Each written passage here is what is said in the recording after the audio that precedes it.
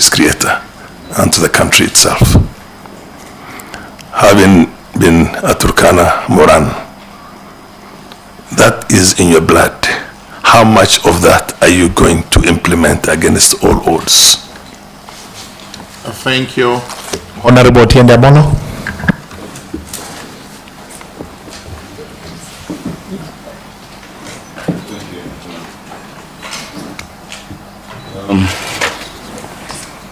Mr. Erastus Edung Ethekon, and this is not a question, but I'm curious, you will comment on it.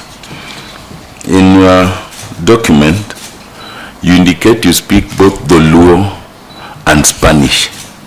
I'm curious to know about that, but now let me come to the question. You know, we have received an objection to your nomination, specifically from Dr. Gikenyi and two others. And the objection is that they perceive that you'd be biased in favor of the current president by virtue of the fact that you have an association with the former governor of Turkana. I want you to talk to us about this so that you disabuse us of that matter. But secondly, you've indicated that you're based in Johannesburg, which I think I understand in terms of being an employee of NEPAD. But you need to now persuade us in terms of Section 6. As a chairperson, you must be a person who's qualified to be a judge of the Supreme Court, which means that you must be qualified under Article 166(3) of the Constitution, having at least 15 years experience as a Superior Court judge or 15 years experience as a distinguished academic or judicial officer or legal practitioner. I need you to indicate to us where we would base your 15 years of experience. Are you a legal practitioner? Are you an academician? Or where do we base that on? Thank you, Chairman. Thank you very much. Honorable Karemba Muchangi Runyenjes. Thank you, Chair. And I think mine is very similar to what the Honorable Senior Counsel Otiende has stated. My question is on the petition, or rather the memorandum that has been brought to us by one Gikenyi, Dr. Gikenyi, who clearly wants to portray the nominee as a person very close to the former Turkana governor, Josephat Nanok, and who also works very closely to the president. I would want to ask Honorable Chair whether the nominee will have the courage to lead Iebc with the impartiality that is needed, and whether he is patriotic enough to understand that the country expects a free and fair election. Very much. Honorable Makali, Member of Parliament for Kandoi. Thank you. We are on the throes of another election in 2027. You, I think, know what happened to your predecessors, Kibutu, Chesoni, Chebukati. What are the experiences which you have learned from those past elections, which put you in a good state to lead this particular commission so that we can have a free and fair election, taking into account the fact, one, that Kenya's elections are said to be the most expensive. Two, We are very dismissive, specifically on tribal grounds, taking into account the two, you saw the split TV screen in August 2022. And 3, the alleged bias, which is alleged that you have very, very close relations with Governor Nanok, which will actually interfere with your independence and your team building skills. Thank you. Thank you very much. Honorable Dawood Mohammed, Member of Parliament for Wajir East. Thank you, Chair. Mine is about harmony within the Commission. My colleague has just referred to a split screen. I think that is a famous Chebukati 3 and the Cherera 4. My question is, what, as if we confirm, are we confirming, or if we vet you and approve you to be the chair of the commission, how will you ensure that this commission, this new commission that we are constituting now, will be speaking in one voice come election time 2027? Second, our elections are one of the most expensive, I think, either in Africa or even globally. So a man who has such a rich CV and who has told us that you've worked with, you have experience in the electoral processes and elections. How are you going to help this country, given our economic issues that we have now, to reduce the cost of elections to something manageable? And finally, Chair, I just want to ask one question. I think the senior counsel has alluded to it about suitability. It says that for one to be the chair of Iebc, you need at least 15 years. You need to have the qualification of a judge of the Supreme Court. I'm assuming that you will fall under 166. You'll tell me if that is different. 166, Article 166 3B, which says at least 15 years experience as a distinguished academic, judicial officer, or legal practitioner. You have given us your 22 years of experience, but I want to see that distinguished part. Distinguished legal scholar or distinguished academician. Thank you, Chair. Thank you very much. Honorable Farah Mohammed Malim already asked his question. He's from Dadaab. Next is Honorable Mushira. Michael Mushira is from Ojorok. Thank you, Chairman. I have only one question. From the statistics, out of the total registered voters we had in 2022, approximately 8 million did not turn out to vote out of the registered voters we had. Yeah. And then number 2, out of the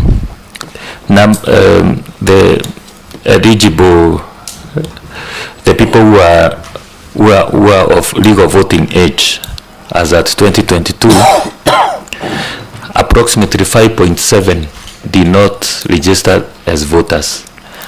I would want to know if you are approved by the House, what measures you would take to ensure that, number 1, out of the numbers that is supposed to register, we achieve at least 98%. And then number 2, out of the number that is eligible to vote, I know here maybe you may not have much control, we achieve at least 98% in terms of voter turnout. Thank you, Chair. Very good. Honorable Zulekha, who is nominated. Thank you, Chair. Before my question, I was just curious to know about the financial net worth of the nominee. Okay. Mr. Ethical, considering the recent past history of the Iebc, I wanted to know how you're going to regain the public trust. What specific reforms are you going to initiate once you are confirmed as the chairman of the institution? And what are some of the innovations in terms of technology, electoral credibility, transparency, are you going to champion as the chairman of the institution? Thank you.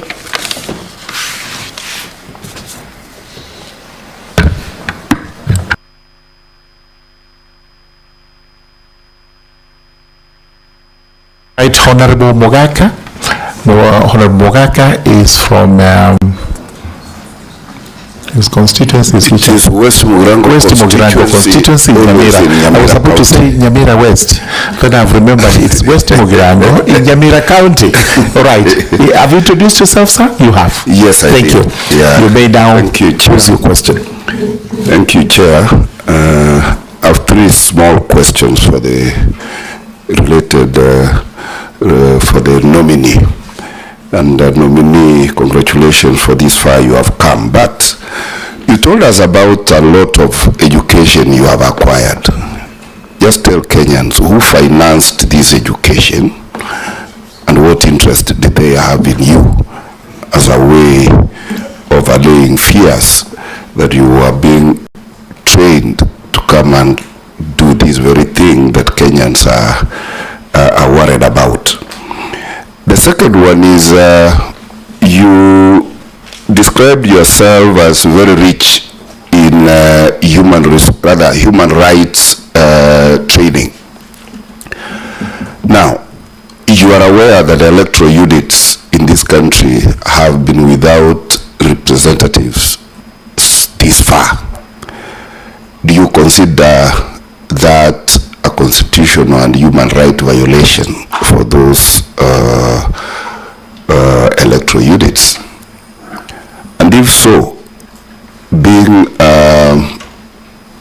an expert in human right violation, what have you done so far to appease these unrepresented electoral units as Kenya does its business as usual?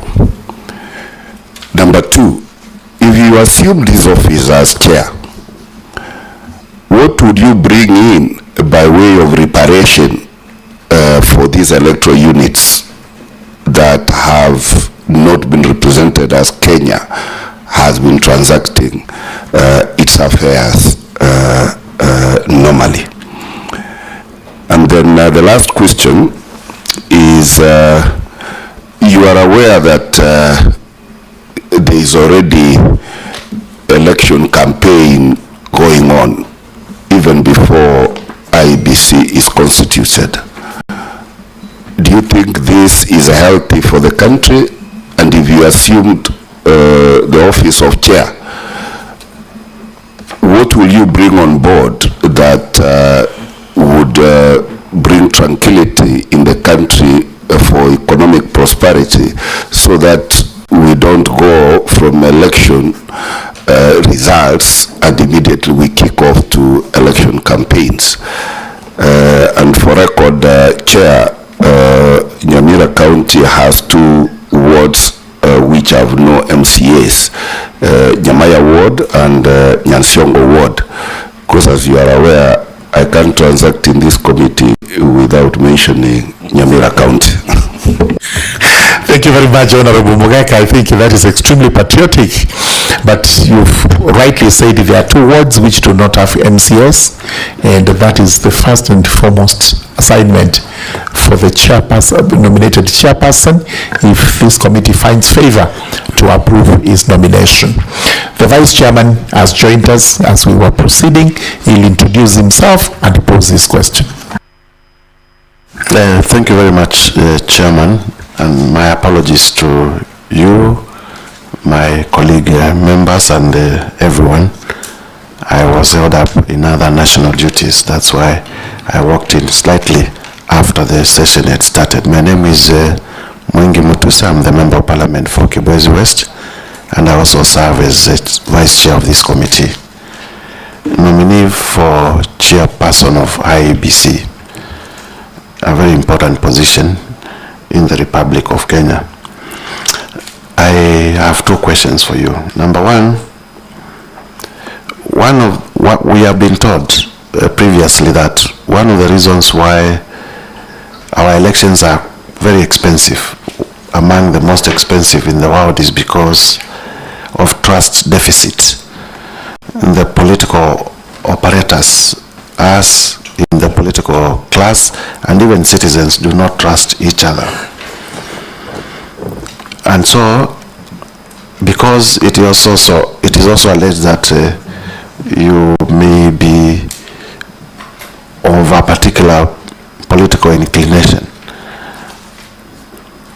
assuming that this committee approves you and finally you become the Iebc chair, what are you going to do to bridge that trust deficit so that we may begin to see Kenyans trusting the electoral process? You are aware, for example, in a country like the United States, the ballots will be sent online. They do not have to have 100 security features. People will vote. They will post them online. They will also post them through the post office, and they will be counted, and nobody will say there's a problem. But in our case, we can't even trust to print our ballot papers in our printing presses here. We have to take them to faraway countries. We have to send people to go and supervise printing, bring them here. One ballot paper has to have over 10 security features. What is it that you are going to do, given the background that has been alleged about you, to bridge that trust deficit? And number two, a practical question. Every other election, there has been contestations about rigging of elections, especially presidential elections. And majorly, that has been attributed to technology. People will say, well, we voted this way, but what was relayed to the National Tallying Center is different from what was on the ground. I have my views about it, but I would want you to tell Kenyans, do you believe that elections in Kenya are rigged? If you believe that they are rigged, what are you going to do to ensure that they are not rigged? If they are not rigged, why do you think they are not rigged? Finally, principally, you are trained as a lawyer, principally. I would want to know why it was important for you to study project management and peace and conflict, because as a lawyer, and many lawyers are very proud of their profession, many of them stick to legal issues. So one would be curious to just understand why you found it necessary to veer and study other professions. Thank you. Thank you very much, Vice Chair. Thank you, honorable members. I counted the questions in spite of them having been told to ask for one. They did about 2, others did about 3, maximum at 20, all of them. We have 20 minutes within which to answer the 20 questions. So please be concise, precise, you do not have to repeat yourself, and where you can condense answers in respect of 3 questions into 1, please do so. 20 minutes to do that. Thank you. Thank you, Honorable Chair and Honorable members of this committee. Allow me to really sincerely thank you for those very important questions, questions that are vexing to all of us and to Kenyans, and questions that beg answers from me as the chair nominee, but also to some extent answers from all of us as Kenyan citizens. In regard to the first set of questions from the Honorable Chair regarding what I bring to the table that will inspire confidence and ensure that Kenyans enjoy that right to elect their leaders in a free, fair, verifiable and credible elections. I think, Honorable Chair and members, these are questions that even I, since I was nominated as chair, have been asked by fellow citizens outside there. In fact, last night I was at a barber shop and the barber asked me, Chair, do you think we will ever have free and fair elections in Africa? Not Kenya alone. But I knew, of course, where it was going.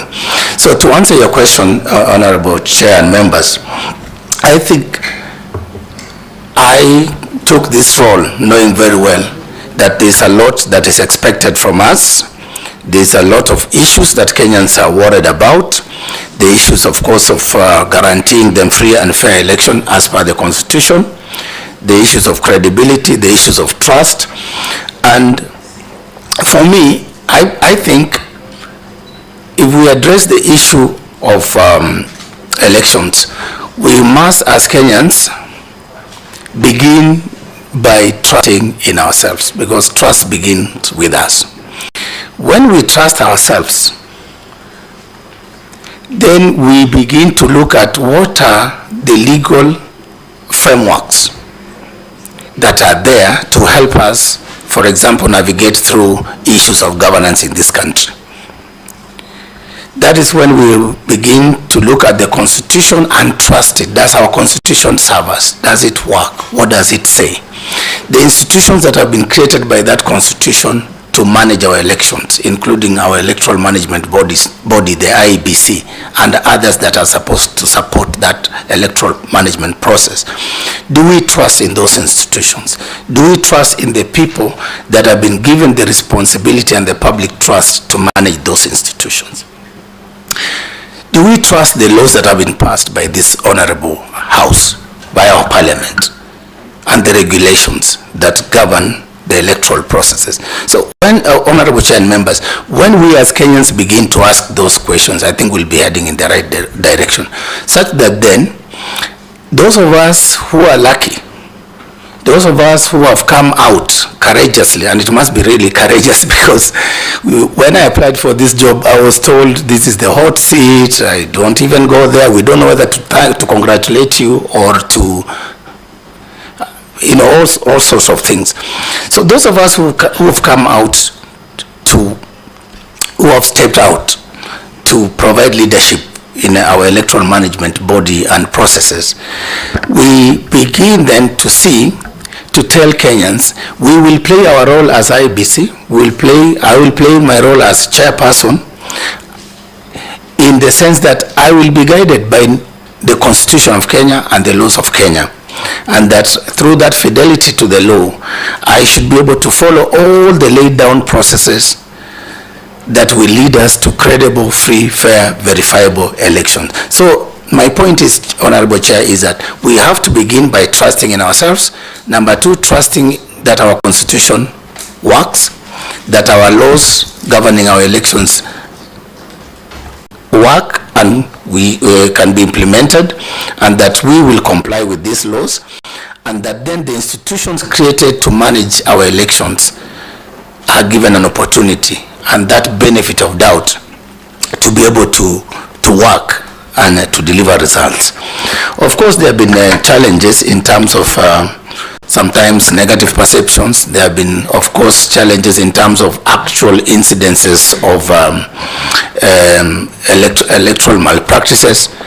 But even as we have those challenges, we still, as a country and as citizens of this country, have to seek refuge in our constitution and in our laws, so that then even those who perpetuate electoral malpractices, we should deal with them knowing that there are laws that govern electoral offenses, and that these laws will be implemented and those people who perpetuate electoral malpractices can be held to account. So for me, I will rely more on my faith and my trust in our constitution and our laws and our institutions that we have set, that we the people have given unto ourselves under Article 1 of the Constitution, under which article the people have donated that power to us. Number 2, in relation to my nomination, Honorable Chair, I wouldn't really want to dwell much on that because, Honorable Chair, I think most Kenyans, from the day the advert was put out there, from the day the first advert was put and then it was cancelled to allow room for further consultations, and that resulted to the NADCO process and the outcome of the NADCO process and subsequent advertisement for this position and inviting those of us who are interested and who felt like we had something to offer. We were invited in an open process.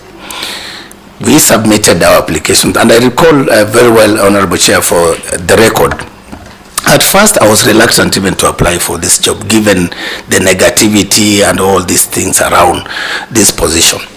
But at the cyber cafe where I normally photocopy my things and my papers even for my work in South Africa, the young people in that cyber cafe, Peter, Purity and Kizito, they are the people who urged me to put in my application, because looking at my documents and having conversations with me over tea, they thought and they felt that you have what it takes to lead this country in this institution.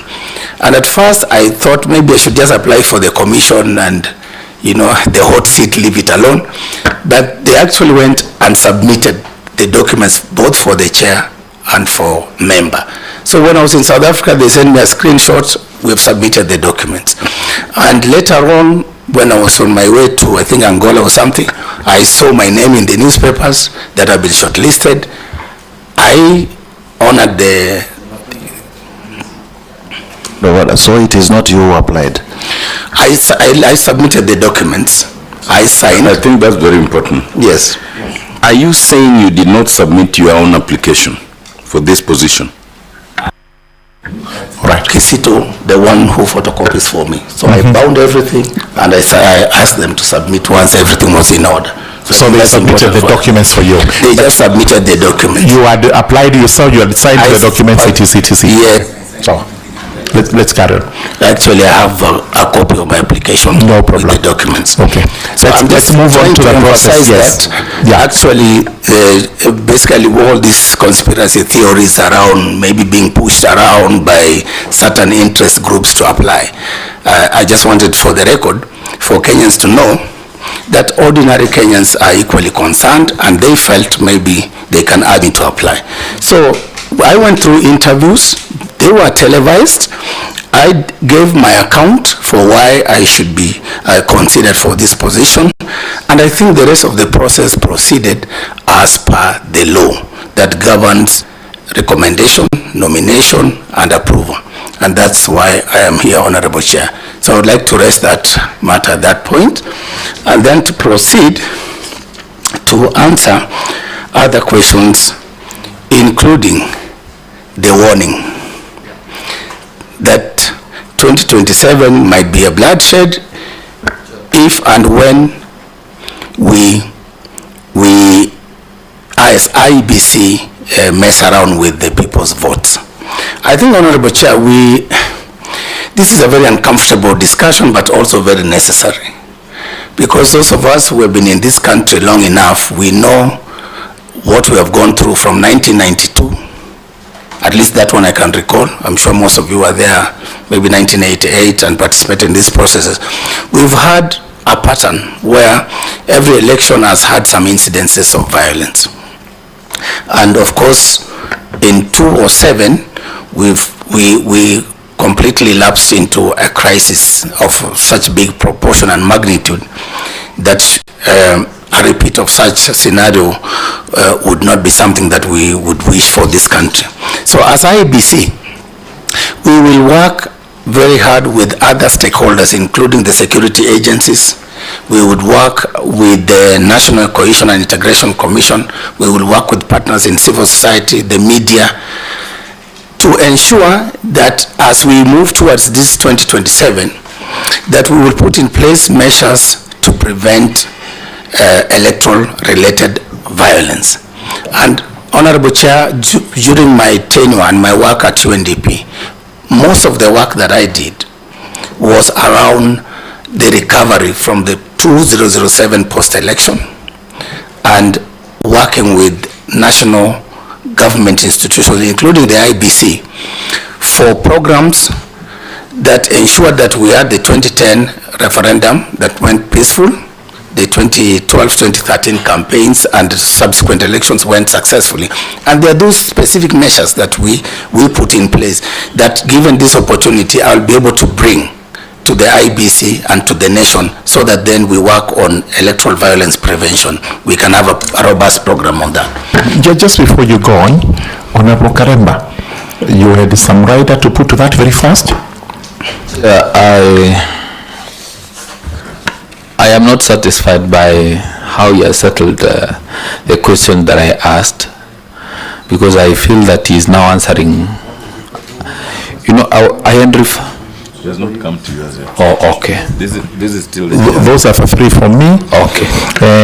Apart from, you've talked about putting into place systems to prevent post-election violence. Will you also put in place systems to prevent election malpractices?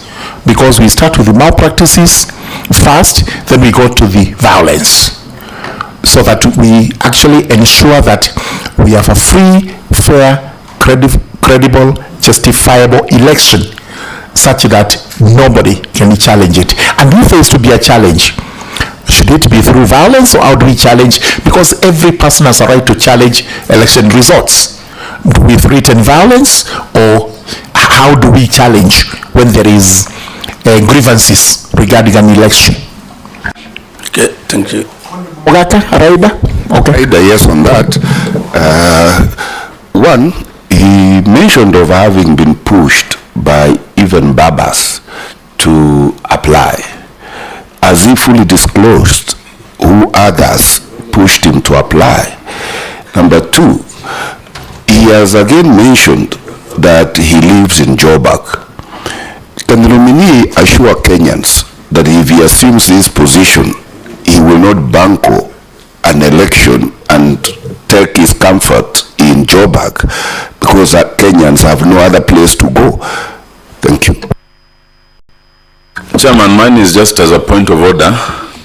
Chairman, you know, you gave the nominee 20 minutes to answer. Only on your questions, we are now, I think we've taken 9 minutes. Let's be faster. I'll make sure it's faster than that. First and foremost, quickly in one sentence each, defray the fears we have, then we move on to the questions substantive that were asked. They are not as elaborate as you're making it. Yeah, okay. You're just being a little bit prolonging. Okay. I don't want to use that other word we use in law. Let's suggest prolonging. Thank you. Thank you. Can we be faster than that? I think what I need to assure the committee and the nation at large is that once confirmed as chair, and I take that oath of office, the moment I take that oath of office, I will know I have crossed just from being a mere citizen, enjoying rights in this country, but I will immediately become a duty bearer. as the chairperson of the IEBC. And as a duty bearer, it's my responsibility to ensure that this country has free, fair, transparent, credible, but more importantly, peaceful elections. And through that, I know, Chair, our election is highly regulated. From the constitutional provisions to the legislative provisions to regulations, there is an elaborate process through which we conduct our elections. And as the new chair and commission, we will ensure that internally we put our house in order. That if there are any challenges that the post-election evaluation report identifies, if there are any challenges that our partners and stakeholders, for example, through the political parties liaison committee, if there are those challenges that they identify, it's our responsibility as duty bearers to put in place measures to rectify those, so that then we perfect our system. Chair, also, in terms of those incidences of malpractices that sometimes make the system appear not to be working, I think Kenyans, I would ask us to trust that in this new IEBC, when we identify cases of malpractices, we should be able to punish those. We should be able to take action in terms of working with the relevant government institutions to investigate and bring those perpetrators to book. So, Chair, I think that is the much. Will you run away to South Africa if you baggle the election and you leave us fighting one another? Chair, this is my country and I love it very much. That is why I came back, and that is why I want to continue serving it in this. Why are you working in South Africa? I'm working currently with African Union, which you know we are member state, and we're also doing things to actually, for example, the programs that we're doing is to support countries emerging from crisis and conflicts and that are going through governance transitions like Gabon and Mozambique and stuff like that. So it's equally important work. You manage in South Africa itself, which seems to have its own peculiar problems with races. Yes, of course, there are challenges of governance there as well. But for me, when if called upon to serve my country, this is my priority, and it will be my pride. Thank you very much. In the remaining 10 minutes, please take the other questions very fast. They were precise. It's a very important question. Yeah, but for purposes of that transparency of the electoral process itself, how much are you willing to spend, or rather commit yourselves into technology? Because a country like India with 800 million voters, by 5:36 you already know the results. It's nothing. It's you can get that all over. You can buy those packages or that technology, and it's the cheapest thing when you compare it to the kind of cost we have in Kenya. But that way you can even be looking at the screen and seeing how well a party or an individual or a candidate is doing. How much are you willing to invest in that technology for purposes of that? Thank you, Honorable Farah. I think technology, our elections have come of age, from the Mulolongo to the secret ballot to the manual, and now to the integration between manual and the electronic. What we can do is to take it even higher, to look at what are the emerging technologies, to look at what is out there. So my role as the leader of that commission is to sit down with the experts to understand what is new. I've seen even some young Kenyans circulating some apps that they have come up with a system where you can do electronic election monitoring from your phone. So we need to bring all these actors together, our young, vibrant youth, the tech companies, and of course working under the guidance of this parliament to be able to see how can we up our game. What is new? How can we improve things from 2022 to 2027? Question number 2. Yes, it's a very important question, Honorable Chair, from my learned senior, Honorable Otiende Amolo, MP for Arieda, and I think, and Honorable Daud, regarding my suitability. I would like to, when we finish law school, for those of us who went to law school, you finish your first degree. Normally, you can choose to go to the Kenya School of Law and to pursue a career. Law school is which one? To the Kenya School of Law. Which is law school in Kenya? The School of Law or the university you go to? Finish the university, you Yes. go to the Kenya School of Law under the Council for Legal Education. And then once you're admitted as an advocate, you can decide to go to court and be a practicing lawyer advocate in court, or you can decide to pursue your career in academics. And so for me, when I finished my law school and I got admitted, I'd worked already for 1 year in a law firm. And then I worked, as I mentioned to you, in Parliament. And part of our work, which I was responsible for, was to do research into policies and legislations from when Kenya became independent. So we compiled that, what you call parliamentary policy and legislative briefs. So that's work I did for roughly 2 years. After that, I worked at the National Commission on Human Rights, doing legal work. My work was legislative drafting, research, policy, and a very important role that I think maybe most people did not appreciate in this country was that my role was to look at legislative proposals. And from the AG, before they go to Parliament, my role was to infuse international human rights standards into our legislation. So I did that work for 3 years, and honorable members, when I proceeded to join the United Nations, the work of the United Nations, as I've said, is to serve and to work for national government institutions with them. And my specific role was also centered on providing leadership at the Kenya. As a point of order, because the nominee is answering my question, I'd like the nominee, you have a copy of the Constitution, to open Article 166, 3B. So that please answer that question with reference to that section very shortly.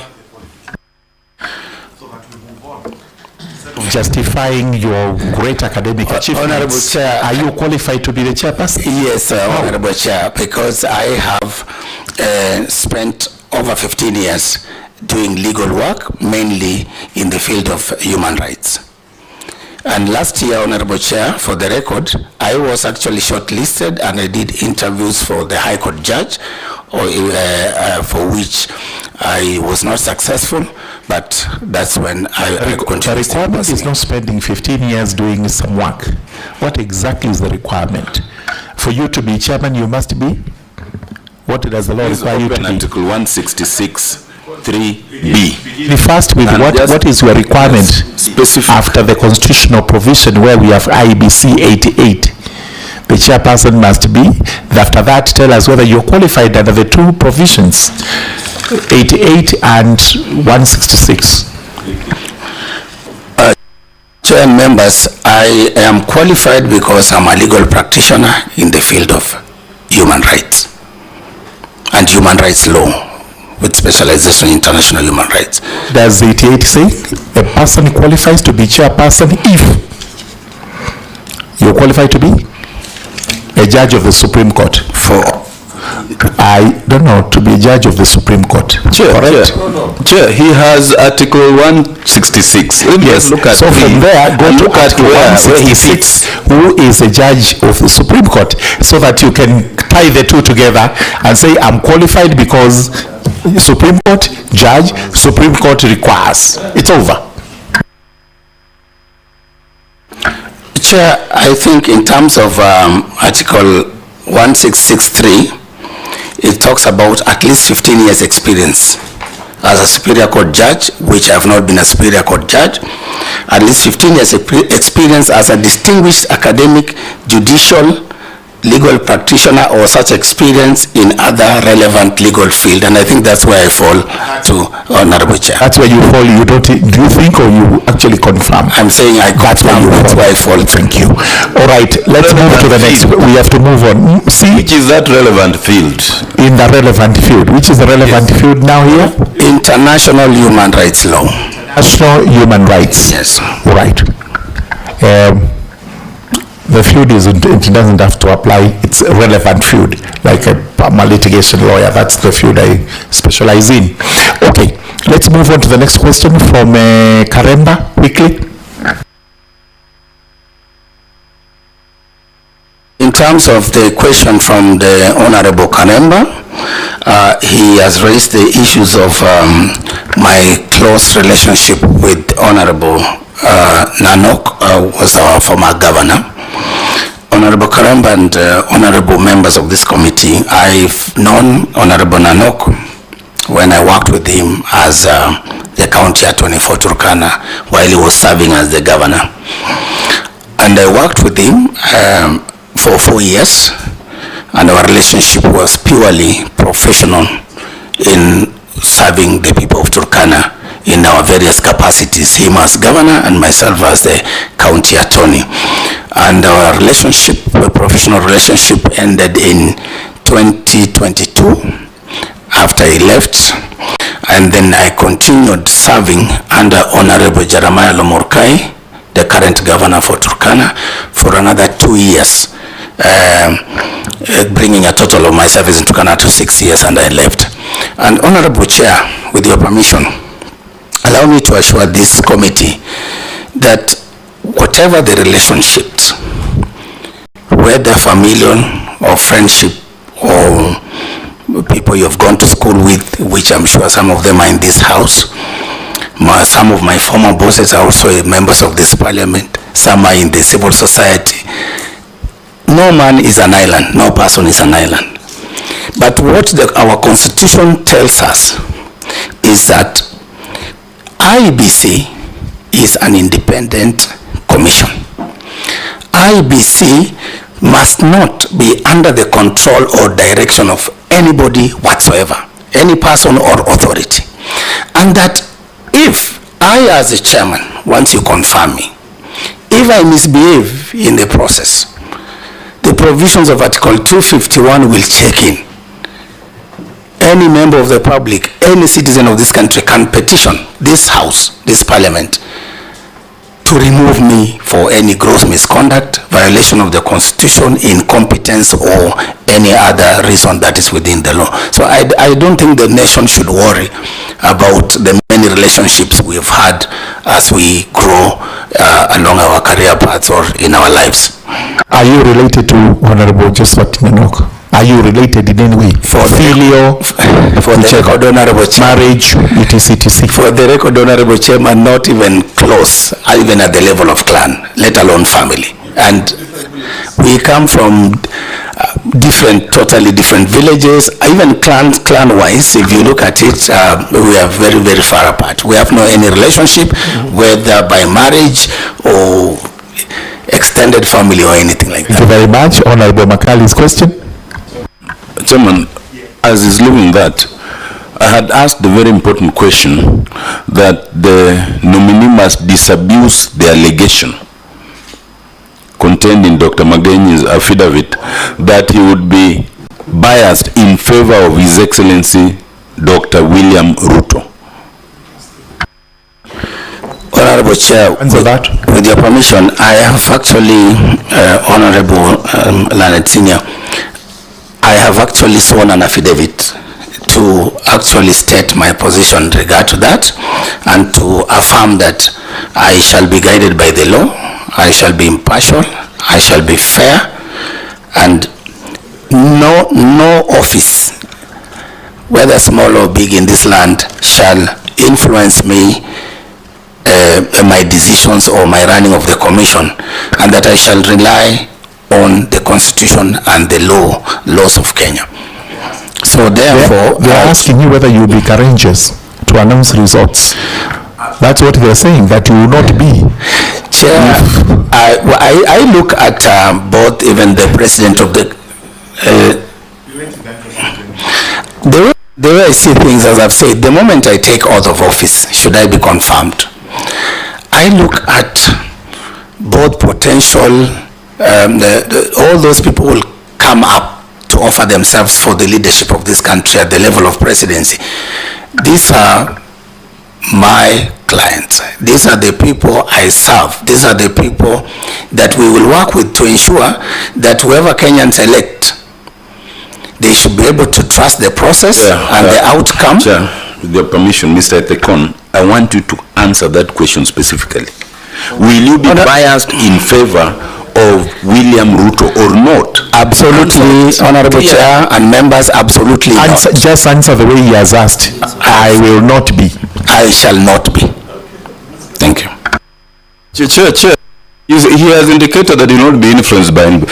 You said you were a bit reluctant to apply for this position. You were influenced by babas in some place. You are going photocopiers. Will you confirm to Kenyans that you have actually the spine to be in this office, which is a boiling room? Thank you, Honorable Chair, through Honorable Chair. I think the context within which I brought that is to demonstrate to this House and Kenyans that ordinary Kenyans are concerned about the type of a person who should supervise the elections, who should facilitate their transparent, peaceful, credible, transparent elections. Which is why, looking at even the various people who are out there, they thought, I am untainted, I am qualified, and from our conversations, they felt I'm passionate enough to go for this position. And I would want to assure this House that those values that I bring and my commitment, that is what I bring to this House, and no office. And the spine? The spine is really the courage. And as the Honorable Farah did indicate that we are warriors. You know, when you look at the journey, some of us have survived, bandit attacks, even when coming to Nairobi for school, our villages have been overrun. We've gone through these traumatic experiences. So I don't think there's anything that can cow me. Whether you hold a gun on my head, as long as I do the right thing, what the law says, I shall do it. Thank you. That's a commitment you're making to us. The question by Honorable Dawood, is there anything remaining that is not answered? Honorable Makali's question. It was on. Let's move on. That Honorable Makali's question was in regard to past experiences. Yes, that is absolutely covered. What was the other one? Anything else, Makali, that is not answered? Cost of election, which is very expensive. Honorable members, I think the issue of cost of election, I think Honorable Vice Chair actually spoke to it a bit and explained even some of those factors that drive our cost. But for me, I look at our cost of election as an issue of trust, as the Vice Chair put it.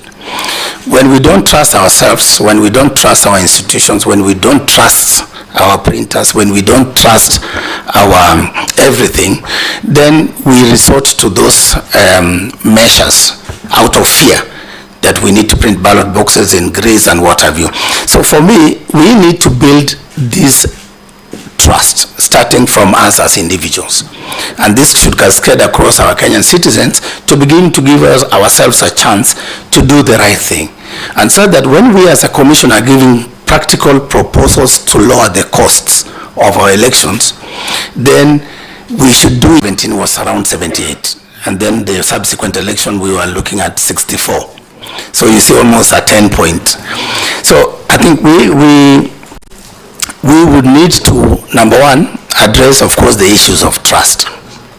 Because the disillusionment of our young people particularly, when they don't see any value in participating in these processes, then we need to address that and to talk to our young people to come up and register and restore hope to them that it is a civic duty for them to undertake. Number two,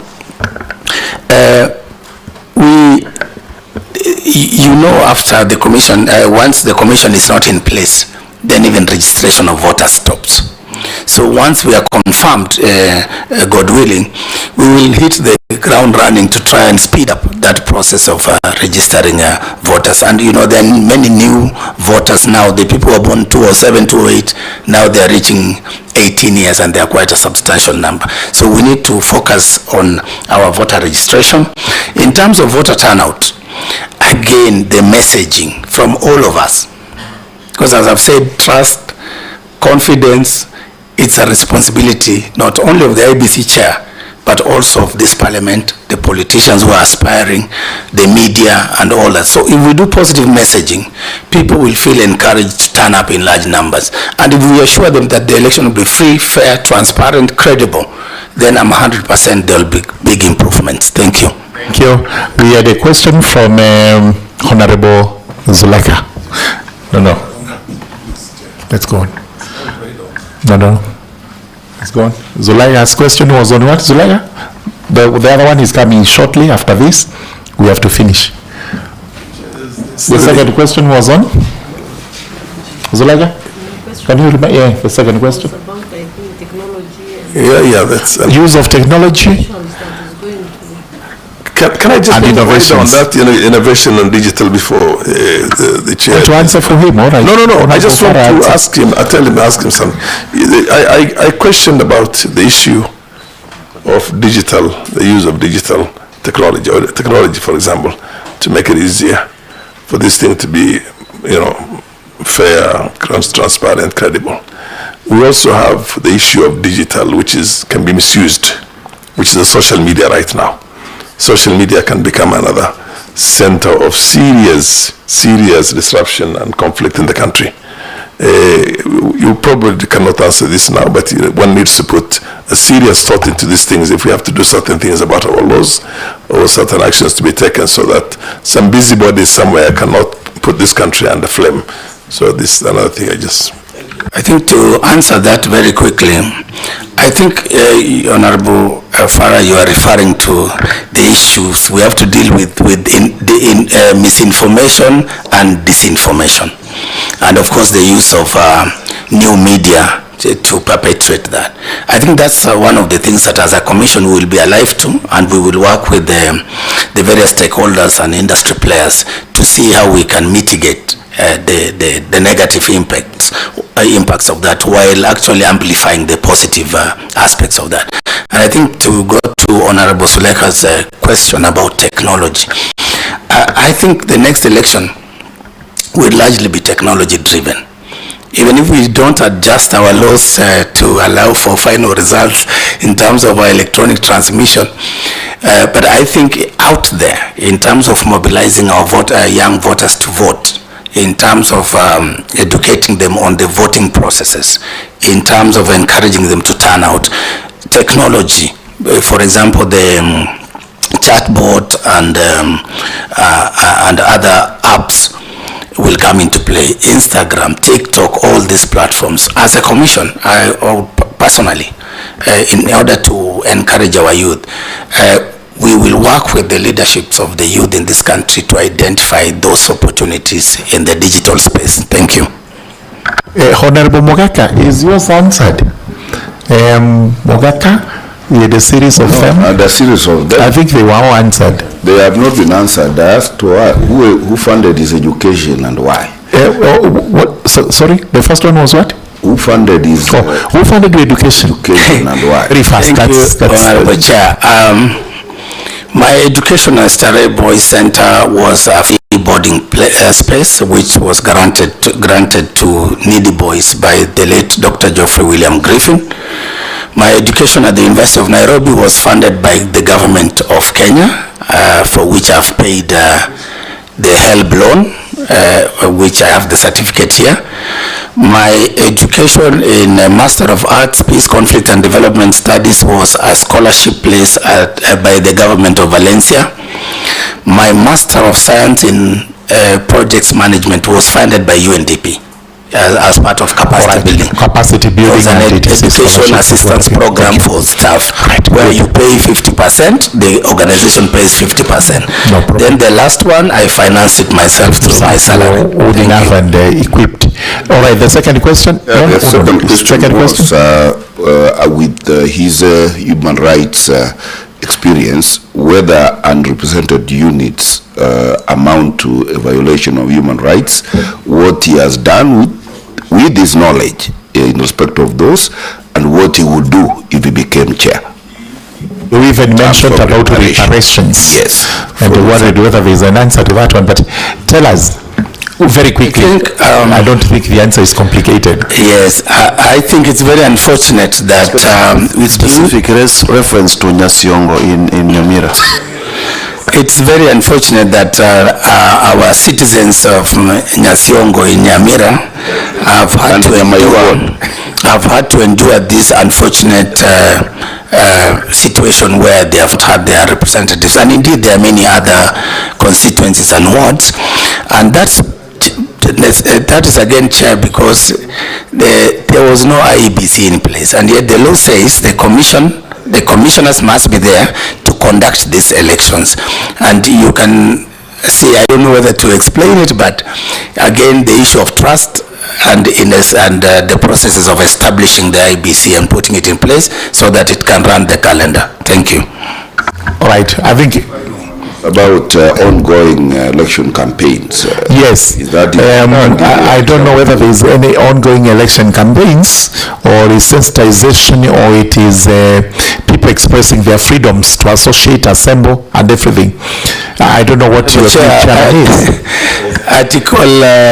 Article 38 of our Constitution gives us our political freedoms, but also there are also those rights, including the rights of association, freedom of speech, and all that.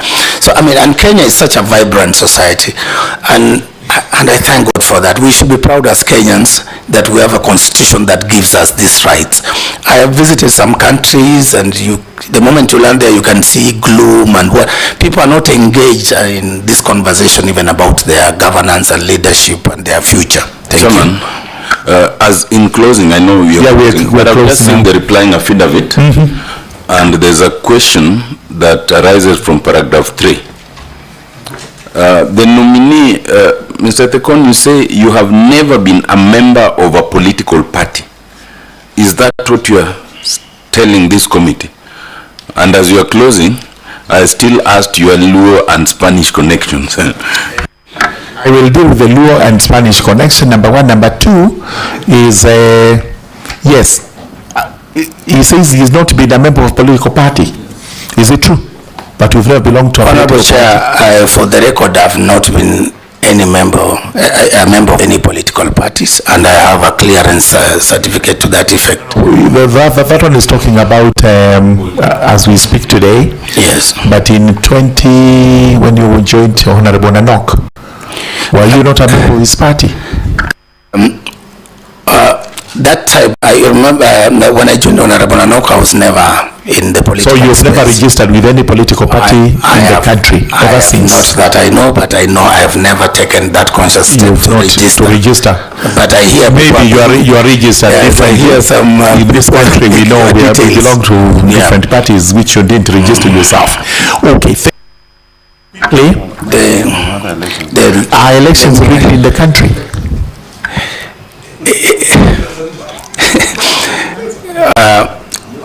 The chair also, as he does that, on the lessons learned and what he brings on board. That's what I had asked him also.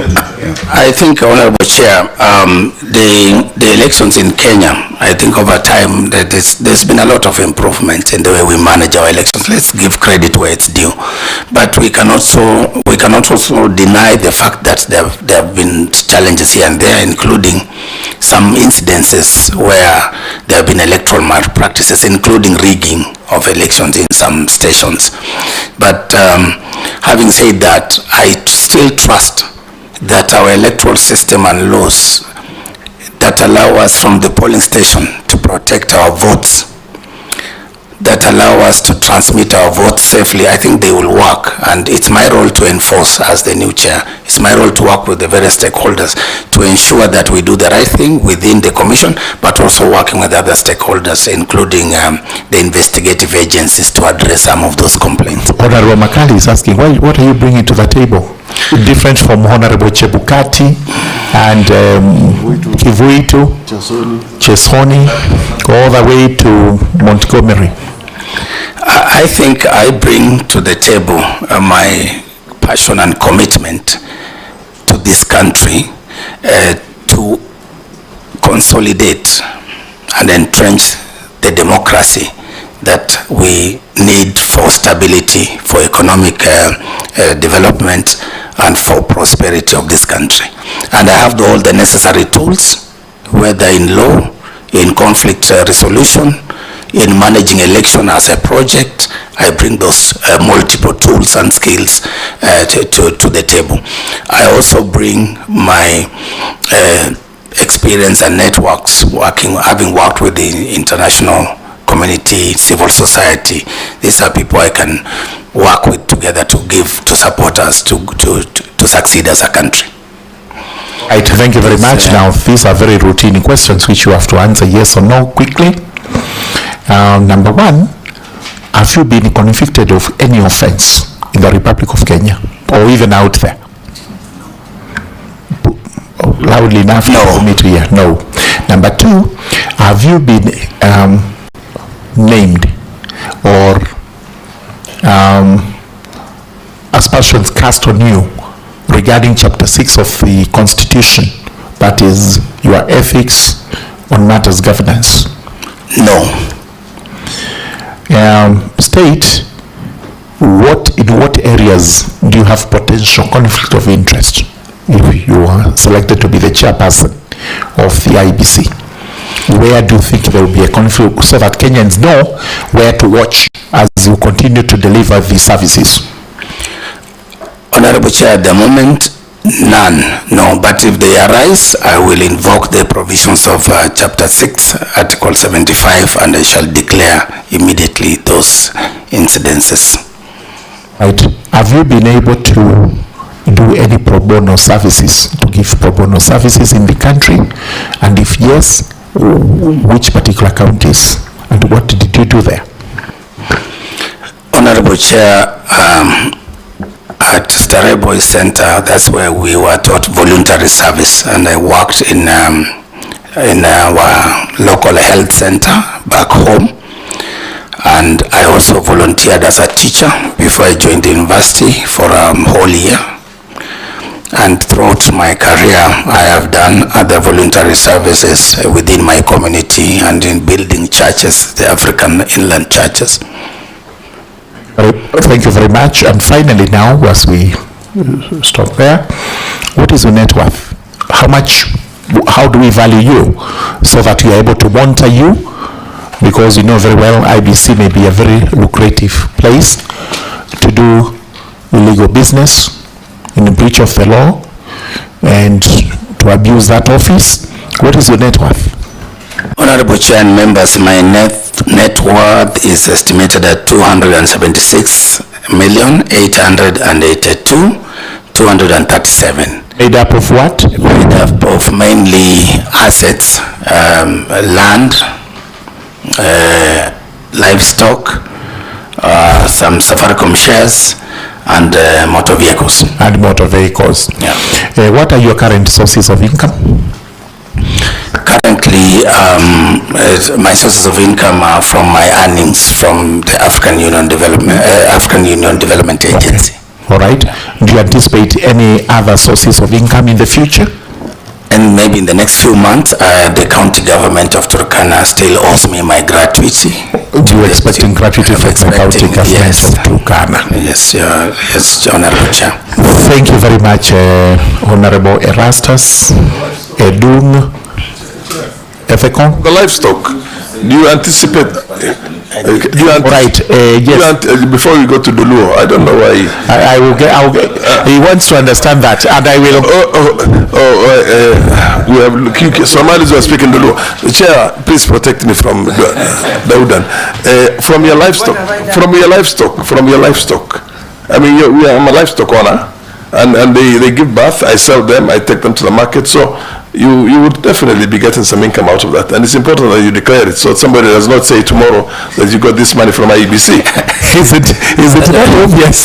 At the moment, I've declared about 4.3 from livestock. 230 shots, then 12 camels, 36 cows. And Honorable Farah, because of my travels and all these pursuits, I have not been a very good pastoralist, so I need to improve on. Yes, I think the numbers are source of livelihood. And Honorable Chair, permit me to speak with my... This is what I have to say before you speak in a language which some of us will not understand. So because we trust the senior counsel, Honorable Tiende Amolo, and yourself, we have no reason to doubt that you, in a decent conversation, greetings and the exchange of pleasantries in the Luo language, so that he's convinced you can actually speak the Luo. Chair, may he speak the Luo after my question that I don't insist that he answers. Yes, yeah. which is the question that he may not answer. He may choose or not choose to answer. Given the history of the leadership of the electoral body in this country, does the nominee in his heart of hearts not think that this time round we should have had a woman chair? Thank you. Do you have an answer to that? To be fair, that can... Let him say it himself. Let him say himself whether he wants to comment on it or he... As he's closing, Chairman, it is a start. Point of order, Chair. Point of order, Chair. Peter... Point of order, Chair. Yes, I think I will allow... Could you confirm whether Peter, Purity and Kizito, who assisted him to apply, are South Africans or they are Kenyans? Yeah, of course they're Kenyans. These are Kenyans from... Those are Kenyans from Mushada here in Banana and one from Mukambani. Right, they are photocopying someplace. Chair, my last one the same. Given, one thing is, there's no question, when there's a post-election violence and we have problems in this country, it is the common people who suffer. It is not the politicians who are responsible for the violence and for all these electoral problems. Now that your candidature and your chairmanship largely will also be as a result of those common people you sat down with and who noticed your potential. And if you are confirmed, you give an undertaking that you will protect Kenyans to the hilt. Because this is the first time that we're seeing... Please undertake to that because it's very important. They are watching the lives of Kenyans every day. I shall undertake that, and Chair, with your permission, I want to assure the honorable members that if we remind ourselves of the oath, that if confirmed, I will definitely take.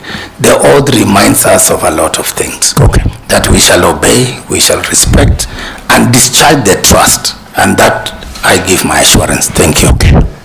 As regards the last one from Honorable Nyamira, Member of Parliament from West Mugrango. Yes, given the history of this country where perpetually we've had the leaders of our electoral management bodies being men, I think for me there will be a time, and it must be soon, probably if confirmed, I should be perhaps the last male chair we give a break, so that then our able ladies also discharge this responsibility. And I have seen many very successful women run bigger institutions. Absolutely.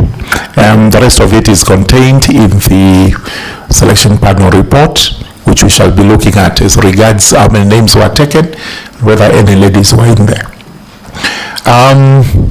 Now the law. Can you have an Chair.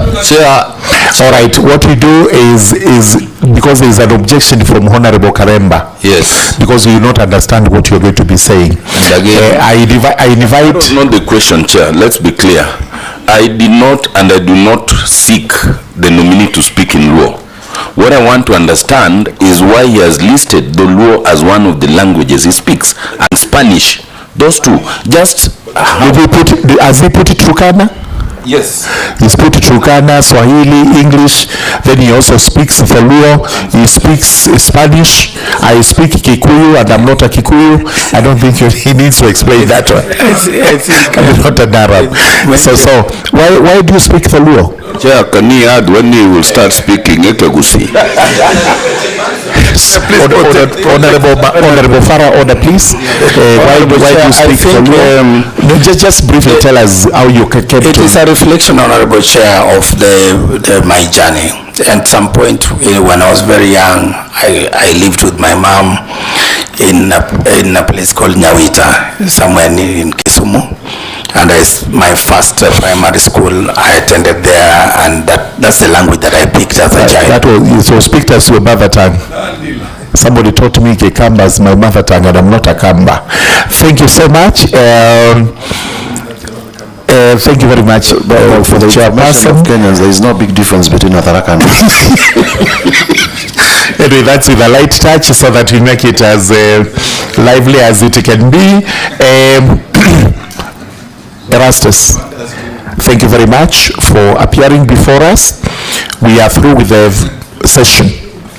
As we said, it's a session to confirm whether the process by which you were nominated was a process in accordance with the Constitution and the law. Number two, whether from your own expression you are suitable for this job. We cannot make that verdict now. These members will retire. They will evaluate everything that is before us, including what you've told us, and we'll make a report to Parliament. So for now, we discharge you so that we can hear the next nominee. Thank you very much. Thank you very much.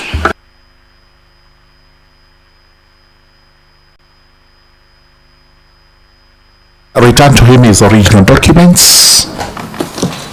The rest of them can remain with us, the copies. Okay.